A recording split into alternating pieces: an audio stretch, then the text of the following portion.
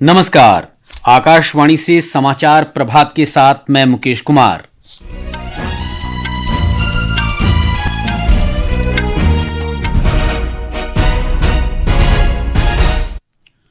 बिहार विधानसभा चुनाव के पहले चरण का मतदान शुरू।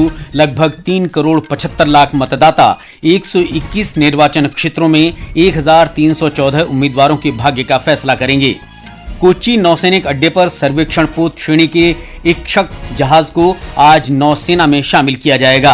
हिमाचल प्रदेश और उत्तराखंड के पहाड़ी क्षेत्रों में बर्फबारी। अमेरिका की सुप्रीम कोर्ट ने आपातकालीन अधिनियम के अंतर्गत राष्ट्रपति डोनाल्ड ट्रंप के व्यापक वैश्विक शुल्क लगाने की वैधता पर संदेह व्यक्त किया।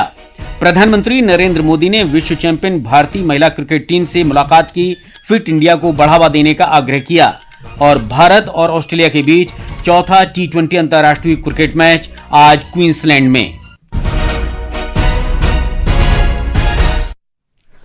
बिहार विधानसभा चुनाव के पहले चरण का मतदान शुरू हो गया है। इस चरण में 18 जिलों की 121 सीटों पर मतदान हो रहा है। इन जिलों में पटना, वैशाली, नालंदा, भोजपुर, मुंगेर, सारण, सीवान, बेगूसराय, लखीसराय, गोपालगंज, मुजफ्फरपुर, दरभंगा, मधेपुरा और सहरसा शामिल हैं। सवेरे 7 बजे शुरू हुआ मतदान शाम 6 बजे तक चलेगा। हालांकि सुरक्षा कारणों से सिमरी, बख्तियारपुर, महिषी, तारापुर, मुंगेर, जमालपुर और सूर्यगढ़ा विधानसभा क्षेत्र के लिए 56 मतदान केंद्रों पर मतदान शाम 5 बजे समाप्त होगा। और अब चलते हैं बिहार में मौजूद हमारे संवाददाता धर्मेंद्र राय के पास। धर्मेंद्र, मतदान केंद्रों पर सुरक्षा की क्या व्यवस्था की गई है और निर्वाचन आयोग ने इस बार महिलाओं के लिए क्या विशेष प्रबंध किए हैं?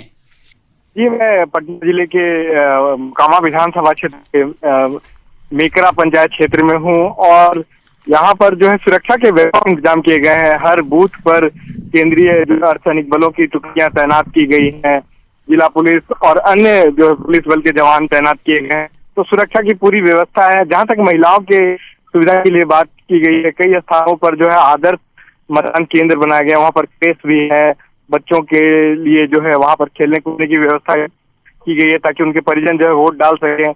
और भी अन्य तरह की सुविधाएं महिलाओं के लिए की गई है और महिलाएं वोट डालने के लिए आगे प्रेरित होकर आए, इसके लिए ऐसे बहुत सारे मतदान केंद्र बनाए गए जो महिला जो मतदान कर्मी हैं उनके द्वारा संचालित है ताकि प्रेरित होकर वोट डालने के लिए आ गया है। और ग्रामीण क्षेत्रों में जो है यहाँ पर हल्की ठंड है, उसके बावजूद भी सुबह से ही कतार लगी हुई है। मतदान केंद्रों पर लंबी लंबी लाइनें लगी हुई है ताकि वोट डालकर लोग जो है अपने दिन भर के अन्य कामों में लग जाएं। तो सवेरे से है और खासकर बुजुर्ग और जो है महिला जो वोटर हैं उनमें काफी उत्साह देखा जा रहा है और वो परिवारों को, अपने परिवार को लीड करती हैं वोट डालने में। तो अपने बच्चों के साथ भी मतदान केंद्र पर पहुंची है। तो बहुत लोकतंत्र की जो है खूबसूरती यहाँ पर देखने को मिल रही है मतदान केंद्रों पर, खासकर ग्रामीण क्षेत्रों में। जी धर्मेंद्र, ये जानकारी देने के लिए आपका बहुत बहुत शुक्रिया। और अब चलते हैं तारापुर में मौजूद हमारे संवाददाता अनुपम मिश्र के पास। अनुपम, आप बताएं कि इस समय मतदान कैसा चल रहा है? जी, अभी हम मुंगेर जिले के तारापुर विधानसभा क्षेत्र के लखनपुर प्राथमिक विद्यालय मतदान केंद्र पर हैं। मतदान शुरू होते ही वोटरों की लंबी कतारें देखने को मिली है। लोगों में मतदान के लिए काफी उत्साह है। यहाँ भाजपा की तरफ से मैदान में है उप मुख्यमंत्री सम्राट चौधरी, राजद की तरफ से अरुण कुमार, आम आदमी पार्टी के राहुल सिंह, जनसुराज से संतोष सिंह, जनशक्ति जनता दल के सुखदेव यादव, SUCI के भरत मंडल और निर्दलीय उम्मीदवार। बसपा से यहाँ के उम्मीदवार ने कल भाजपा उम्मीदवार को अपने समर्थन की घोषणा की थी। इस विधानसभा क्षेत्र का एक अंश वामपंथी उग्रवाद से प्रभावित रहा है। करीब 2 दशकों के बाद यहाँ के भीमबंद इलाके के लोग आज मतदान में भाग ले रहे हैं। विकास और रोजगार इस बार के चुनाव के मुद्दे रहे हैं और सभी राजनीतिक दलों के कार्यकर्ताओं ने मतदाताओं को, विशेषकर युवा मतदाताओं और महिला मतदाताओं को लुभाने में कोई कसर नहीं छोड़ी है। जी अनुपम, इस जानकारी के लिए आपका बहुत बहुत शुक्रिया। और अब रुख करते हैं राघोपुर का, जहां से जुड़ रहे हैं हमारे संवाददाता सकलेन, आप बताएं कि मतदाताओं के बीच कैसा उत्साह देखा जा रहा है और क्या अब मतदान केंद्रों पर लंबी कतारें लगना शुरू हो गया है? जी मुकेश, मैं अभी राघोपुर विधानसभा क्षेत्र में तेरसिया में बने एक मतदान केंद्र पर मौजूद हूँ। राघोपुर में अभी सुबह से ही मतदान स्थलों पर, मतदान केंद्रों पर बहुत भारी संख्या में लोग नजर आ रहे हैं और वो मतदान करने के लिए काफी उत्साहित भी दिखाई दे रहे हैं।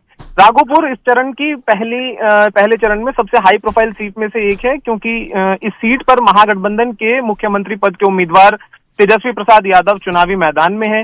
और बात करें मतदाता की, तो यहाँ पर बुजुर्ग हो, पुरुष हो, महिलाएं हो, युवा हो, सभी काफी उत्साह के साथ लाइनों में खड़े हैं और अपनी बारी का इंतजार कर रहे हैं।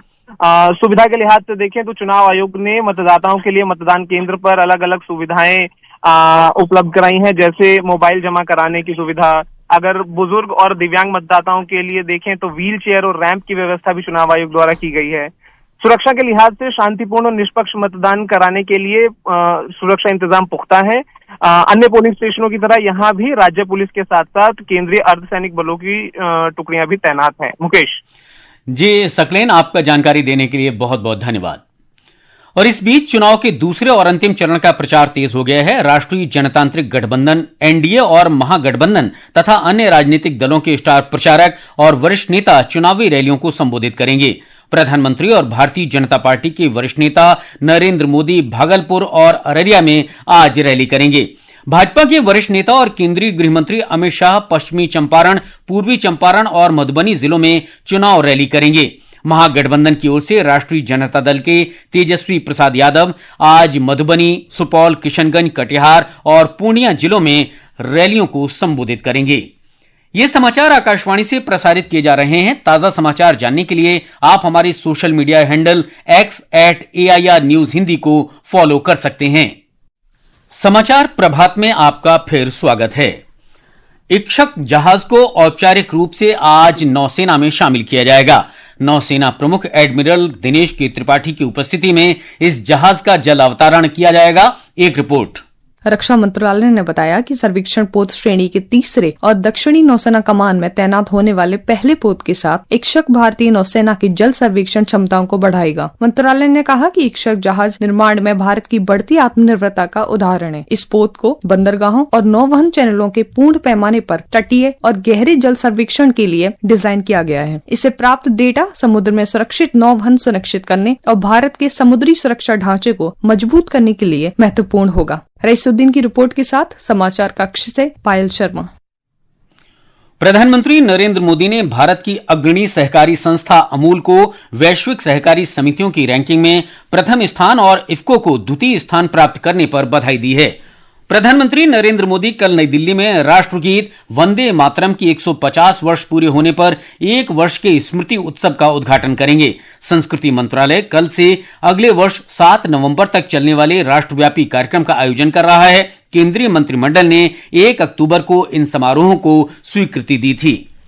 नरेंद्र मोदी सरकार की कई क्षेत्रों में जीएसटी दरों में कटौती के साथ 22 सितंबर को शुरू किए गए जीएसटी बचत उत्सव से देश भर के नागरिकों को लाभ हुआ है। हमारे संवाददाता ने बताया है कि अगली पीढ़ी के जीएसटी सुधारों से ऑटोमोबाइल उद्योग को बढ़ावा मिल रहा है।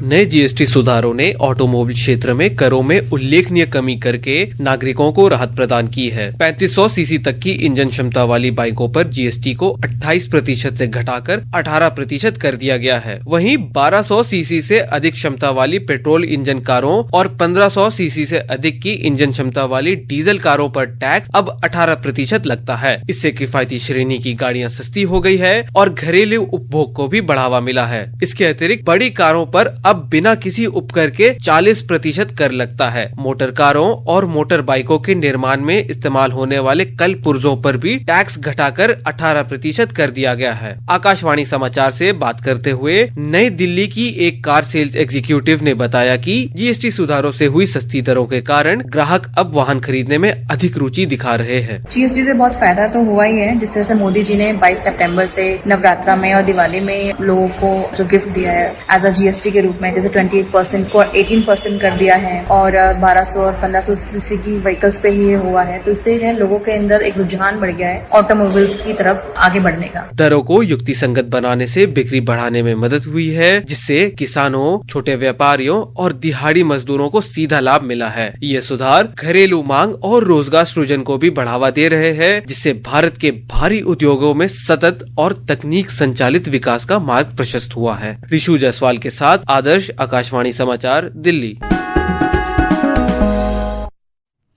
हिमाचल प्रदेश और उत्तराखंड के पहाड़ी इलाकों में कल हुई बर्फबारी से स्थानीय लोगों और पर्यटकों को काफी राहत मिली। हिमाचल प्रदेश के लाहौल, स्पीति, किन्नौर और कुल्लू के इलाकों में हुई बर्फबारी से तापमान में गिरावट आई और आसपास की घाटियों में ठंड बढ़ गई। उधर उत्तराखंड में बद्रीनाथ में कल हुई बारिश और बर्फबारी से चमोली और रुद्रप्रयाग जिलों के कुछ हिस्सों में तापमान में गिरावट आई। अमेरिकी सुप्रीम कोर्ट ने राष्ट्रपति डोनाल्ड ट्रंप के 1977 के अंतर्राष्ट्रीय आपातकालीन आर्थिक शक्ति अधिनियम के इस्तेमाल की वैधता पर संदेह व्यक्त किया है। इसके अंतर्गत उन्होंने व्यापार घाटे को कम करने और अमेरिका में अधिक विनिर्माण को बढ़ावा देने के लिए 100 से अधिक देशों से आयात पर एक तरफा शुल्क लगाया था। मुख्य न्यायाधीश जॉन रॉबर्ट्स और कंजर्वेटिव न्यायाधीश एमी कोनी बैरेट तथा नील गोरसच ने शुल्क के लिए सरकार के औचित्य पर संदेह व्यक्त किया है। और अब खेल खबरों के साथ हैं शक्ति सिंह। प्रधानमंत्री नरेंद्र मोदी ने कल लोक कल्याण मार्ग स्थित अपने आवास पर महिला विश्व कप विजेता खिलाड़ियों की मेजबानी की। श्री मोदी ने महिला क्रिकेट टीम को उनकी जीत पर बधाई दी और टूर्नामेंट में उनकी शानदार वापसी की सराहना की। प्रधानमंत्री ने खिलाड़ियों से फिट इंडिया के संदेश को आगे बढ़ाने का भी आग्रह किया। उन्होंने कहा कि खासकर देश भर की लड़कियों के लिए उनको ये संदेश आगे बढ़ाना चाहिए। वहीं पुरुष क्रिकेट में आज भारत और ऑस्ट्रेलिया के बीच चौथा T20 अंतर्राष्ट्रीय क्रिकेट मैच क्वींसलैंड में खेला जाएगा। ये मैच भारतीय समय अनुसार दोपहर 1:45 बजे शुरू होगा। तीसरे T20 मैच में भारत ने ऑस्ट्रेलिया को 5 विकेट से हराया था, जिसके बाद से 5 मैचों की श्रृंखला 1-1 की बराबरी पर है। वहीं निशानेबाजी में पेरिस ओलंपिक 2024 के पदक विजेता मनु भाकर और स्वप्निल कुसाले आज मिस्र के काहिरा में शुरू होने जा रही ISSF विश्व चैंपियनशिप राइफल और पिस्टल 2025 में भारत के 40 सदस्यीय दल का नेतृत्व करेंगे। राइफल स्पर्धाओं में 2022 के विश्व चैंपियन रुद्राक्ष पाटिल 10 मीटर एयर राइफल में वापसी करेंगे, जबकि स्वप्निल 50 मीटर राइफल 3 पोजीशन में प्रतिस्पर्धा करते दिखेंगे। ये चैंपियनशिप इस महीने की 17 तारीख तक चलेगी। ये समाचार हमारी वेबसाइट www.newsonair.gov.in और हमारे news on AIR mobile app पर भी उपलब्ध हैं। और अब आज के समाचार पत्रों की सुर्खियों के साथ हैं वैष्णवी। धन्यवाद मुकेश। बिहार विधानसभा चुनाव के पहले चरण में आज होने वाले मतदान की खबर सभी अखबारों में प्रमुखता से है। नवभारत टाइम्स की सुर्खी है, बिहार की 121 सीटों पर आज पड़ेंगे वोट। जनसत्ता के अनुसार तेजस्वी और सम्राट समेत कई दिग्गजों की किस्मत दांव पर। राजस्थान पत्रिका की सुर्खी है, एनडीए और इंडिया की अग्नि परीक्षा आज, लोग बताएंगे किस पर है बिहार का भरोसा। हिंदुस्तान के अनुसार राहुल बोले, हरियाणा में हुई धांधली, आयोग ने नकारा। अमर उजाला लिखता है, आयोग ने पूछा सबूत थे तो पहले शिकायत क्यों नहीं। हरिभूमि ने विदेश मंत्री सुब्रमण्यम जयशंकर का बयान देते हुए लिखा है, एक खुले हुए स्वतंत्र हिंद प्रशांत को बनाए रखना अनिवार्यता संग जटिल चुनौती। भारत जापान के बीच कल आयोजित किए गए 8वें हिंद प्रशांत फोरम में बोले विदेश मंत्री। दैनिक जागरण लिखता है, धोखाधड़ी के शिकार खरीदारों को बिल्डरों की जब्त संपत्तियों से लौटाया जाएगा पैसा। इंसॉल्वेंसी और बैंकरप्सी बोर्ड ने तैयार की मानक संचालन प्रक्रिया। पंजाब केसरी की सुर्खी है, भारतीय मूल के ममदानी बने न्यूयॉर्क के मेयर। पत्र लिखता है, ट्रंप के कड़े विरोध के बावजूद मिली विजय। राजस्थान पत्रिका ने गौरव का पल शीर्षक से लिखा है, विश्व विजेताओं के साथ मोदी, लोक सत्य के अनुसार पीएम से मिली विश्व कप चैंपियन बेटियां। और अंत में मुख्य समाचार एक बार फिर। बिहार विधानसभा चुनाव के पहले चरण का मतदान शुरू, लगभग 3 करोड़ 75 लाख मतदाता, 121 निर्वाचन क्षेत्रों में 1314 उम्मीदवारों के भाग्य का फैसला करेंगे। कोच्चि नौसैनिक अड्डे पर सर्वेक्षण पोत श्रेणी के इक्षक जहाज को आज नौसेना में शामिल किया जाएगा। हिमाचल प्रदेश और उत्तराखंड के पहाड़ी क्षेत्रों में बर्फबारी।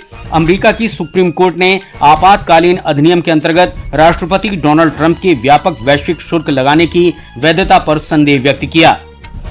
प्रधानमंत्री नरेंद्र मोदी ने विश्व चैंपियन भारतीय महिला क्रिकेट टीम से मुलाकात की, फिट इंडिया को बढ़ावा देने का आग्रह किया। और भारत तथा ऑस्ट्रेलिया के बीच चौथा T20 अंतर्राष्ट्रीय क्रिकेट मैच आज क्वींसलैंड में।